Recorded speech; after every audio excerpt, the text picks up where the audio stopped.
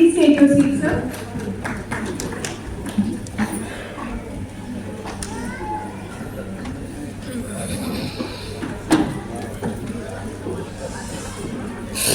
मैं रिक्वेस्ट करूंगी honourable chief guest doctor Srinivas, director AIIMS से, कि वो हमारे साथ मंच पे आए।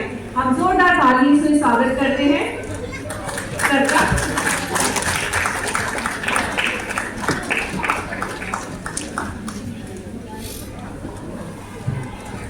हम स्वागत करते हैं लेफ्टिनेंट जनरल वेंकटेश सर का। प्लीज हमारे साथ स्टेज पे जुड़े। प्लीज जोरदार तालियों से स्वागत करें। आप, मैं सभी से सबसे पहले कार्यक्रम की शुरुआत में एक निवेदन करूंगी। अभी हम हाई टी, अच्छा काफी हाई किया हमारी टीम, और अभी आगे लंच भी है, तो तालियों में कृपया कोई कसर ना रखे।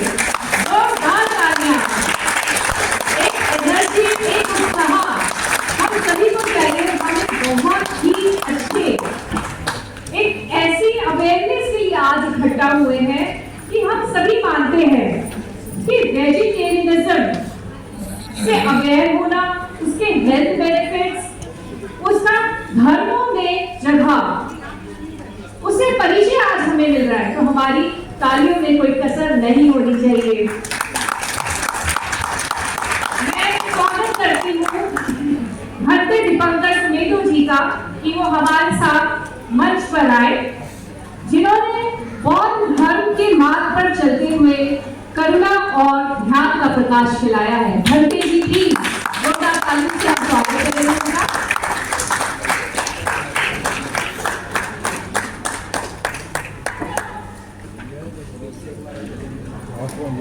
कुछ पंक्तियां कहना चाहूंगी हमारे मान्यवर के लिए, सभी के लिए।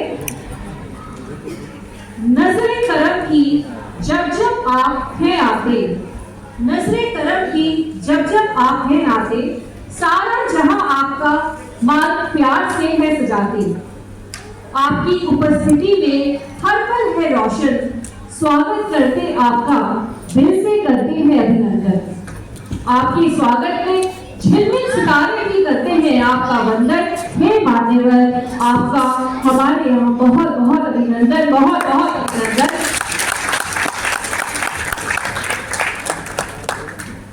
We stand united on this World Vegetarian Awareness Day, advocating for a healthier, kinder and more sustainable future.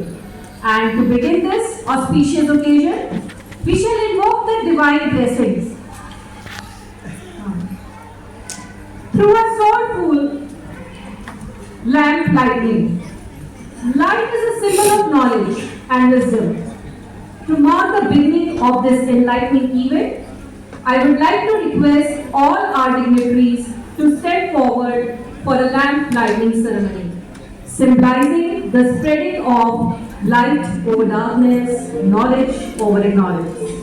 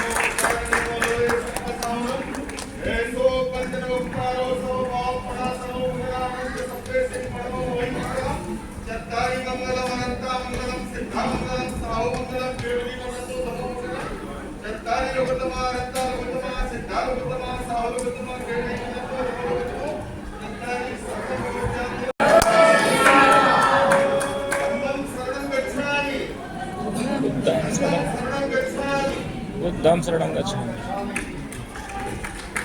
जोरदार तालियां।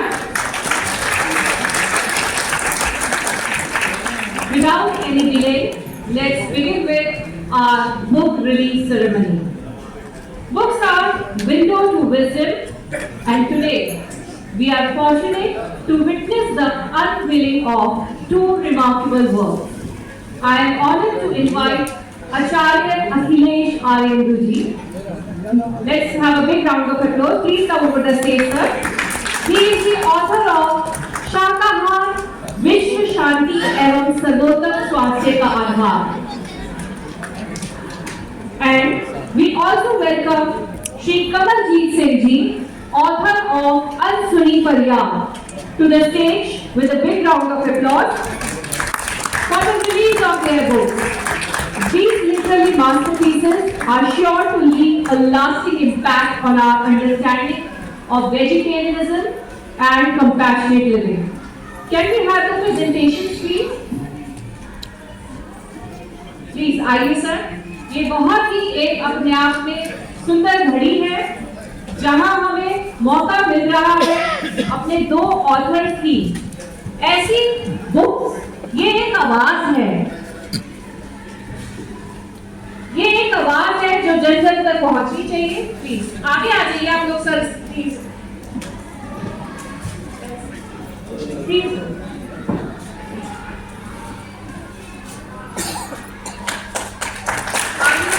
स्वागत है.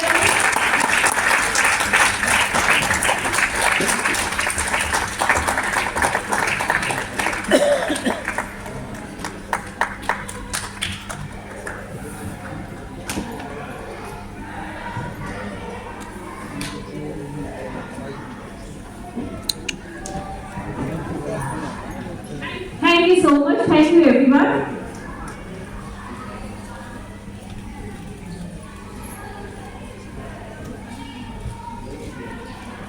ये सभी पुस्तकें बाहर रिसेप्शन पर अवेलेबल हैं. जो भी लेना चाहते हैं वो बाहर से ले सकते हैं.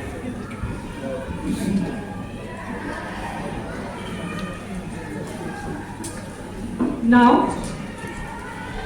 to formally welcome everyone to this momentous event, I would like to call upon Dr. H.S. Jain, a visionary who has always championed the cause of health and ethics to vegetarianism. Please welcome.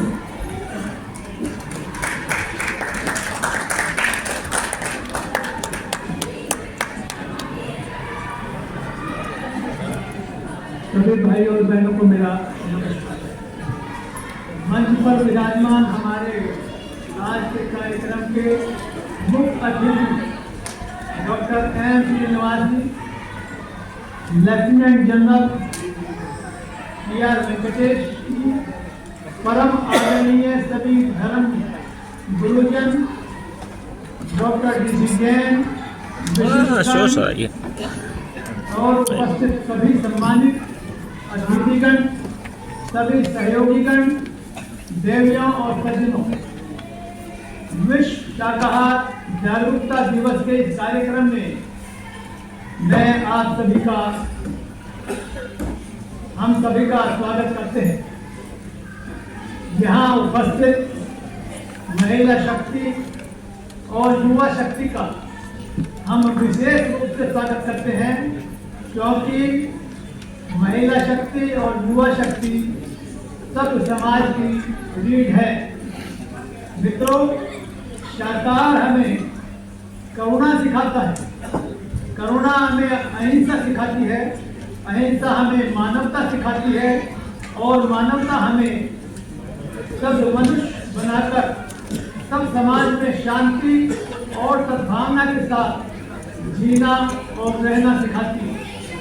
इसलिए हम शाकाहार का समर्थन करते हैं, शाकाहार का प्रचार प्रसार करते हैं, क्योंकि शाकाहार हमें जीव हत्या के कलंक से बचाकर हमारे शरीर को मुर्दा मांस का कब्रिस्तान बनने से बचाता है. मित्रों, शाकाहार केवल धर्म पंचायत नहीं है, बल्कि वैज्ञानिकों ने यह सिद्ध कर दिया है कि शाकाहारी भोजन न केवल आर्थिक दृष्टि से बल्कि उत्तम स्वास्थ्य के लिए भी सर्वश्रेष्ठ है.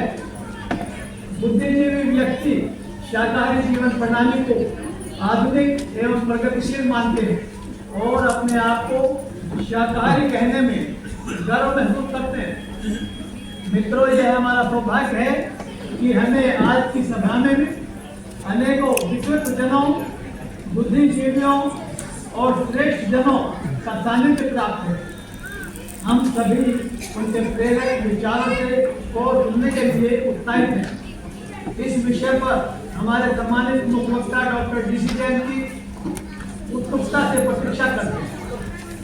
मित्रों, animal welfare society of India doctor forum आप सभी के सहयोग से निरंतर इस प्रयास में लगा रहता है कि समाज को शाकाहार के लाभ और मांसाहार से होने वाली हानियों और दुष्प्रभावों से परिचित कराते रहें।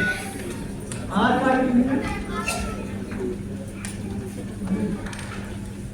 सारी दुनिया कई चुनौतियों से जूझ रही है, जिनमें जलवायु परिवर्तन, खाद्य सुरक्षा, विश्व शांति और स्वास्थ्य समस्याएं प्रमुख हैं। इन सभी समस्याओं के समाधान के लिए मनुष्य के स्वभाव को अहिंसा और शाकाहार की ओर प्रवृत्त करना होगा। भारतीय सरकार को हम समय समय पर इस विषय को लेकर न केवल पत्राचार करते रहते हैं, बल्कि जरूरत पड़ने पर व्यक्तिगत तौर पर मिलकर भी समस्या का समाधान करने का निवेदन करते हैं।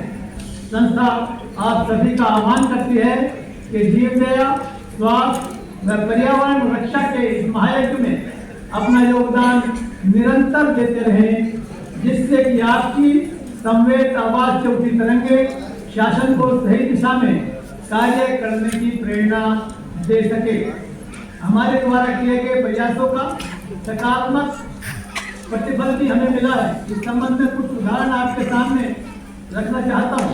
जैसा कि आप जानते हैं कि अंडाणु मानव शरीर के लिए हानिकारक है और इसके लिए हमारे प्रयासों से दिल्ली सरकार और दिल्ली नगर निगम के स्कूलों के छात्रों को दिए जाने वाले मिड डे मील से अंडों को बाहर किया गया है। विच्छेदन की परिपाटी बंद कराई गई, क्योंकि अब आधुनिक सुविधाओं वाली तकनीक का प्रयोग करके छात्रों को शिक्षा दी जा सकती है और पर अत्याचार बंद कराने में हमारा प्रयास सफल हुआ। संस्था के अथक प्रयासों के फलस्वरूप भारत सरकार द्वारा मांस उत्पादन बढ़ाने के लिए 2500 करोड़ रुपए की योजना भी निरस्त हुई। हमारा विचार है कि सभी शाकाहारी बंधुओं को अपने प्रयास से कम एक मांसाहारी व्यक्ति को शाकाहारी बनने के लिए प्रेरित किया जाना अच्छा सुझाव होगा। 2022 में इसी कन्वेंशन सेंटर में आयोजित संगोष्ठी world conference on spiritual sciences के द्वारा देश विदेश में यह सोचने पर मजबूर कर दिया है कि अध्यात्म विज्ञान मनुष्यों के स्वास्थ्य के लिए कितना आवश्यक है। हमें यह घोषणा करते हुए प्रसन्नता हो रही है कि हमने स्कूली छात्रों में शाकाहार के प्रति जागरूकता एवं आकर्षण बनाने के लिए एक पोस्टर प्रतियोगिता का आयोजन किया है, जिसमें स्वस्थ विश्व के लिए शाकाहार विषय पर अपने गतिशील एवं परिवर्तनकारी विचारों को चित्रकला द्वारा स्पष्ट करने के लिए मंच प्रदान किया। छात्रों ने कई प्रविष्टियां भेजी हैं, इनमें से कई छात्रों को पुरस्कार के लिए चुना गया है।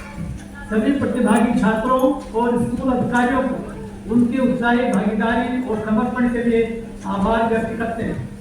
समाज में बहुत से ऐसे प्रेरक व्यक्तित्व हैं जो अपने कार्यों से प्रेरणा का स्रोत बन जाते हैं। हम ऐसे ही कुछ व्यक्तियों को आज सम्मानित करने जा रहे हैं। अंत में मैं आप सभी को बहुत बहुत शुभकामनाएं देता हूं और आशा करता हूं कि हम अपने जीवन में शाकाहार को बढ़ावा दें और दूसरों को भी इसके बारे में जागरूक करें। आओ मिलकर एक ऐसे भविष्य की रचना करें जहां शाकाहार हमारे जीवन का एक अभिन्न अंग बन जाए, जो न केवल हमें स्वस्थ बनाए बल्कि हमारा ग्रह भी सुरक्षित रखे। धन्यवाद।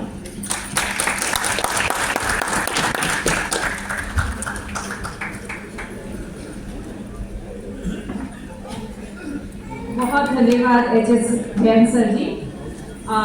हमारे साथ आज मौजूद अभी निकल गए हैं हमारे प्रमुख जत्थेदार बंगला साहिब गुरुद्वारा से सिंह साहिब ज्ञानी रंजीत सिंह जी। उनकी आज फ्लाइट थी, बहुत ही अर्जेंट, तब भी वो हमारे साथ आए। हम अपने व्यस्त शेड्यूल में से समय निकाल के हम जोरदार तालियों से एक बारी उनको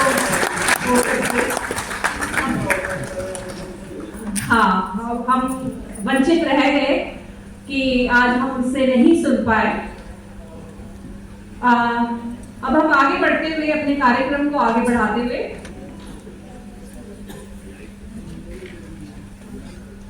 वेलकम एड्रेस के बाद मैं रिक्वेस्ट करूंगी हमारे डॉक्टर DC जैन जी से। The foundation of any great movement is laid by visionary leaders, and who better to set the tone for today's event than Dr. DC Jain, a leader and an advocate for health awareness, animal welfare, and the ethical aspect of vegetarianism. Let us welcome him on the stage for the keynote address. With a big round of applause.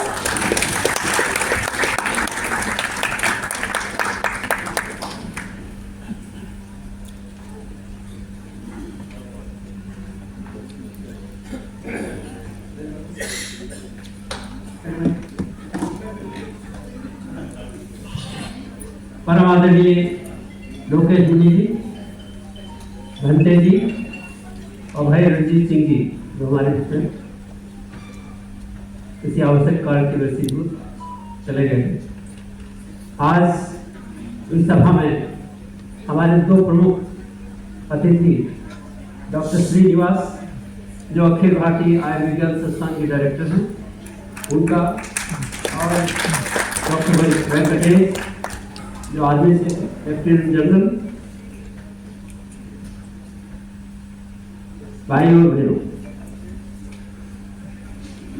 बहुत से लोग समझते हैं कि शाकाहार या जो vegetarian nutrition है एक रिलीजियस एथिकल इश्यू है ये, लेकिन इसके पीछे एक साइंस बहुत बड़ा फैक्टर। अभी हमारी जितनी भी बीमारियां हैं उनको हम दो भागों में डिवाइड कर सकते हैं। एक वे बीमारियां जो छुआछूत की हैं, एक दूसरी बीमारियां जो गैर छुआछूत की। छुआछूत की बीमारियों के बारे में आप सब लोग परिचित हैं। कोरोना एक छुआछूत की बीमारी थी जिसने पूरे वर्ल्ड को हिला दिया। दूसरी स्मॉलपॉक्स, डिप्थीरिया, पोलियो ऐसी अनेक बीमारियां हैं जो कि इन्फेक्शस है। इनका भी उन्मूलन भारत सरकार ने कर दिया। टीबी का कंट्रोल अति शीघ्र ही होने वाला है। इसका टारगेट 2025 तक था, हो सकता है थोड़ा बढ़ जाए, लेकिन 2030 तक तो इसका उन्मूलन हो जाएगा।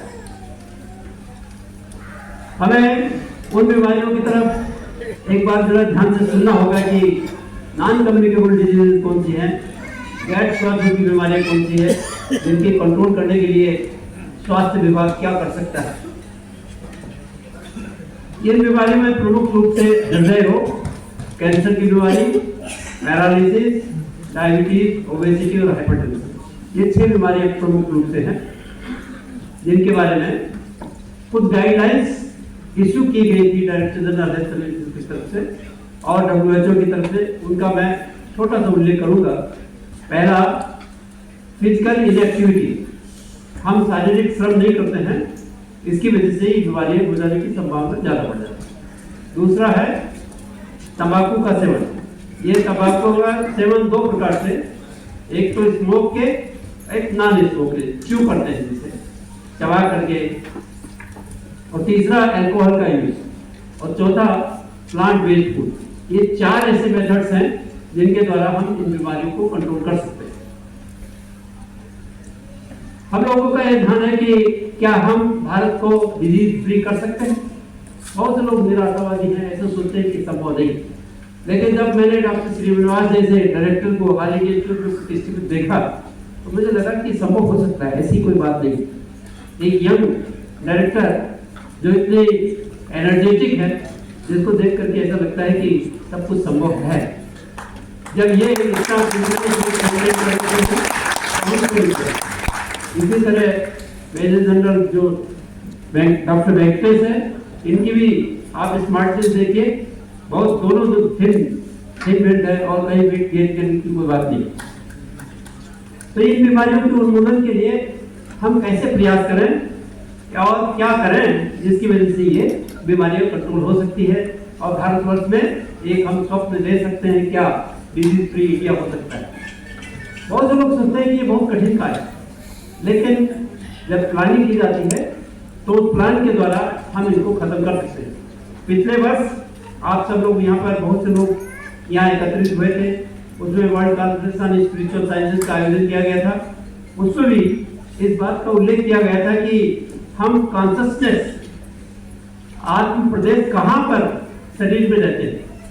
मैंने एक छोटा सा उल्लेख किया था कि can be localise where does the soul lives in the human body.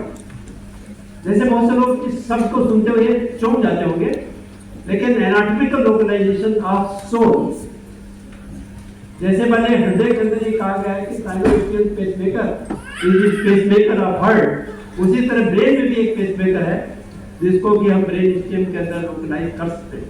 लेकिन उसके कुछ अपवाद हैं, कुछ ऐसी जिसकी वजह से ये कहा जाता है कि यह प्रदेश पूरे शरीर के अंदर व्याप्त होते हैं। इस आत्म प्रदेशों के उत्थान और पतन के कुछ कारण, उनका भी उल्लेख हमने पिछली बार किया था और इसको साइंटिफिक ढंग से हमने प्रस्तुत किया था कि जो एडिक्टिव चीजें, जो भी जिससे एडिक्शन हो जाता है उससे आत्मा का घात होता है, आत्म प्रदेशों का उसकी शक्ति क्षीण हो जाती है। जैसे अल्कोहल पीने से थोड़ा सा आत्मशक्ति का घास होता है। एक कोशिकीय जीव अमीबा जिसके ऊपर एक फूल अगर अल्कोहल के रखें तो वह उसके मूवमेंट्स जो है बहुत स्लो हो जाते हैं। इसी तरह प्लांट्स के ऊपर भी अगर अल्कोहल लगा दें तो उसकी एनर्जी कम हो जाती है।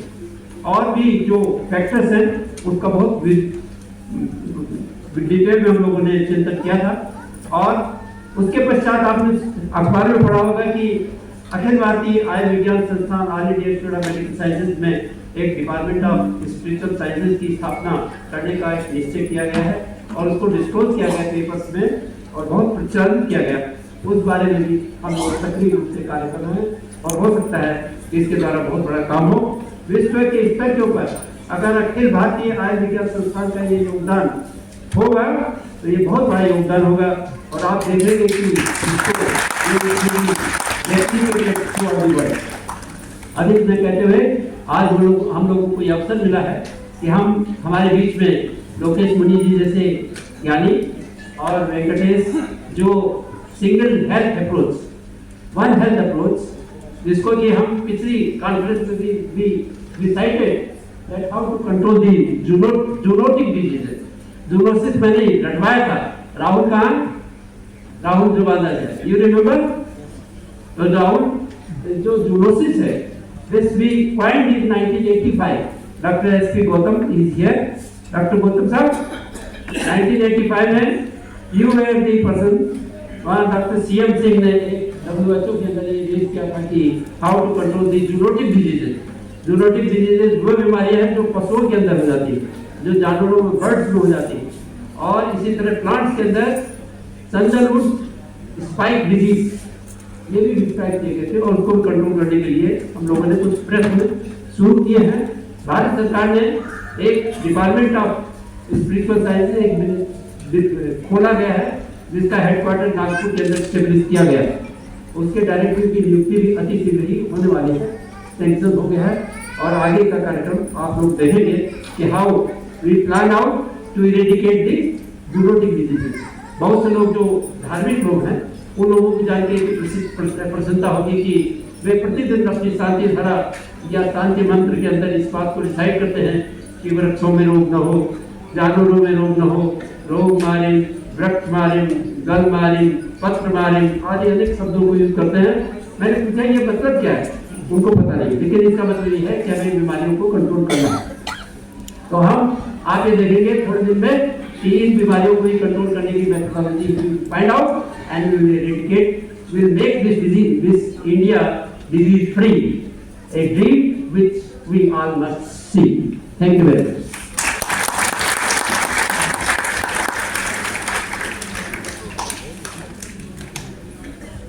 Thank you so much sir.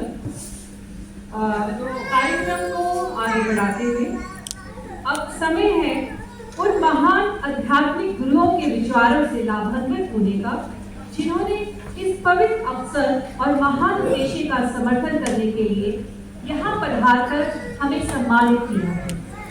शाकाहार की महिमा हर धर्म, हर संस्कृति और विचारधारा से परे है। यह करुणा, अहिंसा और स्वास्थ्य का संदेश देती है। अब मैं अत्यंत विनम्रता के साथ माननीय आचार्य लोकेश मुनि जी से निवेदन करती हूँ कि वह अपना संबोधन दें। हम आपकी अमूल्य दृष्टि और मार्गदर्शन से आलोकित होने के लिए उत्सुक हैं।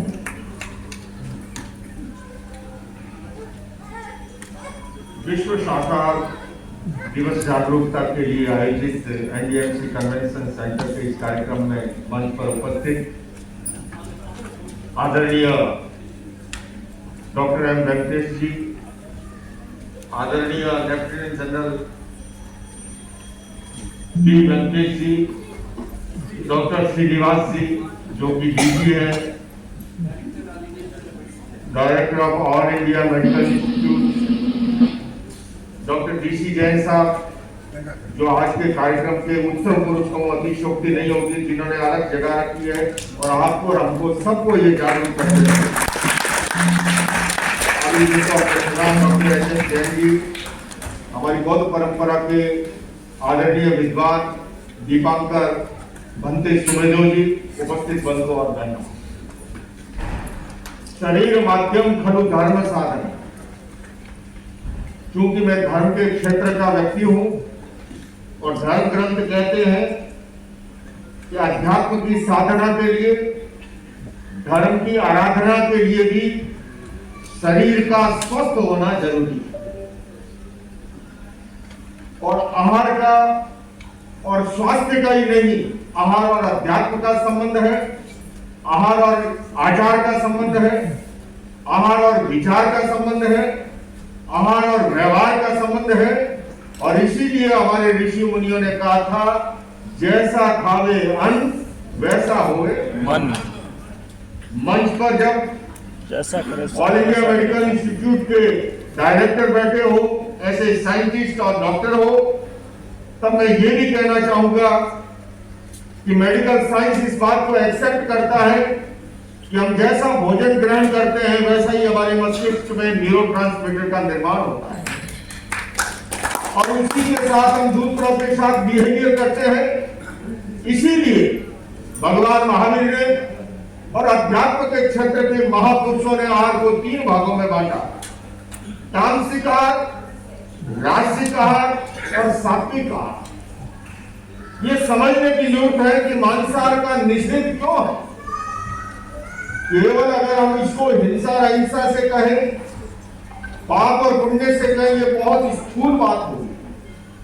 मूलतः आहार न केवल हमारे शरीर को बल्कि हमारा मन, इंद्रिय, आत्मा, भावना, इन सबको प्रभावित करता है। तो चूंकि मांसाहार तामसिक आहार की कोटि में आता है, वो हमारे भीतर तमस को पैदा करता है, उत्तेजना को पैदा करता है, आक्रामकता को पैदा करता है और एक शब्द में कहूं तो बिन लादेन प्रवृत्ति को पैदा करता है। इसलिए मांसाहार का निषेध है, वो हमारी चित्त वृत्तियों को दूषित और उत्तेजित बनाता है।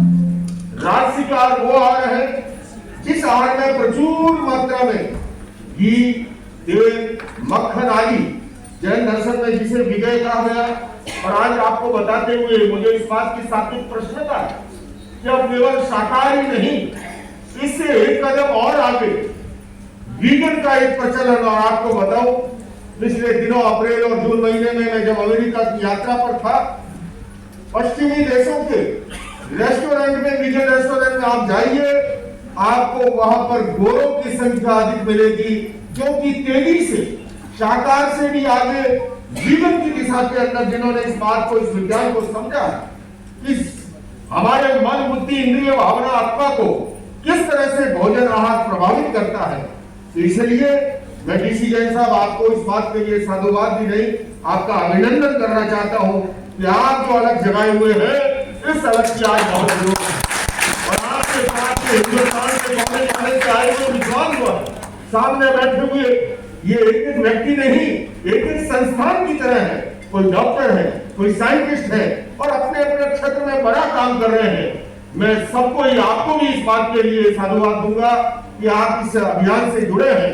आइए आप और हम सभी मिलकर के आओ मिलकर बैठे आपस में बात करें, आओ मिलकर बैठे आपस में बात करें, 4 कदम ही सही चलने का साथ करें। यूं तो दूरी से दूरी बढ़ती जाएगी, कभी तो खुद से खुद की मुलाकात करें। ये खुद से खुदा की मुलाकात और खुद से खुदा की मुलाकात के अंदर भी बाधक बनता है, वो तामसिक आहार बाधक बनता है। इसलिए सात्विक आहार हमारे शरीर को भी टिकाता है, हमें स्वास्थ्य भी प्रदान करता है और हमारी चित्त वृत्तियों को भी शांत बनाता है। अभी हमने पर्युषण पर्व मनाया, 10 लक्षण पर्व मनाया। जैन परंपरा में बड़ी तपस्याएं होती है, उपवास करते हैं और कोई कोई तो 3 दिन का 8 दिन का नहीं 30-30 दिन का भी उपवास करते हैं। पर मैं आपसे निवेदन करना चाहूंगा, उपवास का भी असली अर्थ क्या है? केवल भूखा रहना उपवास का अर्थ नहीं है। उपवास का अर्थ है उपआवास, आत्मा के निकट निवास करना, इट मीन्स उपवास। दूसरा, अगर मैं मेडिटेशन की भाषा में कहूं, हमारे शरीर में साइकिक सेंटर है जो हमारे ग्रंथि तंत्र के हार्मोन से है, वही नाड़ी तंत्र में मिलकर के हमारे जीवन व्यवहार को प्रभावित करते हैं। तो हमारे 2 प्रकार के केंद्र, एक नाभि के ऊपर के केंद्र, हम अगर पिट्यूटरी की बात करें, पीनियल की करें, थायराइड की करें, कुछ केंद्र हमारे नाभि से नीचे है। तो जब जब हमारी चेतना ऊपर के केंद्रों में निवास करती है, तब उपआवास जो है वो सफल होता है। तो ऐसे के अंदर हमारी चेतना ऊपर के केंद्रों में कैसे निवास करे, कैसे हम आत्मा के निकट निवास करें, उसमें सहायक बनता है निराहारता। इसलिए निराहार रहने का महत्व है। तो आइए बंधुओं, हम इस वैज्ञानिक दृष्टिकोण को इन डॉक्टरों से समझें, इन विद्वानों से समझें, इन साइंटिस्टों से समझें और आने वाली पीढ़ी को अगर आप विज्ञान से जोड़ करके समाधान देंगे। अभी हमारे डॉक्टर एच.एस. जैन जी ने 6 समस्याओं का उल्लेख किया था, ग्लोबल वार्मिंग से लेकर के जलवायु परिवर्तन आज की सबसे बड़ी समस्या है, क्लाइमेट चेंज सबसे बड़ी समस्या है। लेकिन मैं आपसे कहूं कि उसका भी किस तरह से अगर आप अपने बच्चों को उस तरह से अगर समझाइए कि हमारा जो है शरीर की संरचना ही शाकाहारी प्राणी की भिन्न संरचना होती है, मांसाहारी प्राणी की भिन्न संरचना होती है। उसकी दांत, उसकी आंख, उसके पंजे, और केवल इतना ही नहीं, कैसे वो हमारे स्वास्थ्य को प्रभावित करता है, कैसे हमारी इकोनॉमी को प्रभावित करता है, किस तरह से हमारे पर्यावरण को प्रभावित करता है, किस तरह से उसमें पानी का अपव्यय होता है। इन सारी तुलनात्मक दृष्टि से अगर हम भावी पीढ़ी को भी समझाएंगे तो निश्चित रूप से वो अभियान से जुड़ेगी। पिछले दिनों अमेरिका की यात्रा के दौरान मेरी अमेरिकी राष्ट्रपति बाइडेन से जब चर्चा हो रही थी, मैंने उनसे भी कहा कि ये गन वायलेंस यहाँ की जो आपकी प्रमुख समस्या है, उसका सॉल्यूशन केवल गन पर प्रतिबंध लगाना ही नहीं है। एक गन पे प्रतिबंध लगाएंगे वो दूसरी उठा लेगा, तीसरी उठा लेगा। असली समस्या है मानव मस्तिष्क की, ये गन की नहीं, ये हमारे मस्तिष्क की, ये खोपड़ी की समस्या है। तो अगर उसमें चेंज लाना है तो प्राइमरी एजुकेशन से वैल्यू बेस्ड एजुकेशन को जोड़ना होगा। आइए हम सब इन वैल्यू बेस्ड एजुकेशन को जो है डॉक्टर डी.सी. जैन साहब के नेतृत्व के अंदर जोड़े और इस दिशा के अंदर समाज को आगे बढ़ाने, तो निश्चित रूप से समाज लाभान्वित होगा। लेकिन मैं इतना ही कहूंगा, जो आप कार्य कर रहे हैं वो वास्तव में सराहनीय है। देखिए, बात करना, माइक पे आके बोलना सरल है, काम करना जो जमीनी धरातल पर, इसलिए कहना चाहूंगा कि बात सरल बलिदान कठिन है, पतन सहज उत्थान कठिन है, गाता है खंडर का हर पत्थर, ध्वंस सरल निर्माण कठिन है। आप निर्माण का कार्य कर रहे हैं, सृजन का कार्य कर रहे हैं, उत्थान का कार्य कर रहे हैं, और इसलिए आपके सम्मान में कहता हूँ कि इतिहास घास के टुकड़ों का नहीं, उज्ज्वल हीरों का बनता है, और इतिहास घास के टिंकों का नहीं, फौलादी तीरों का बनता है। अरे संग्रामगढ़ में हथियार डालने वालों, इतिहास कायरों का नहीं, ऐसे त्यागी तपस्वी वीरों का बनता है।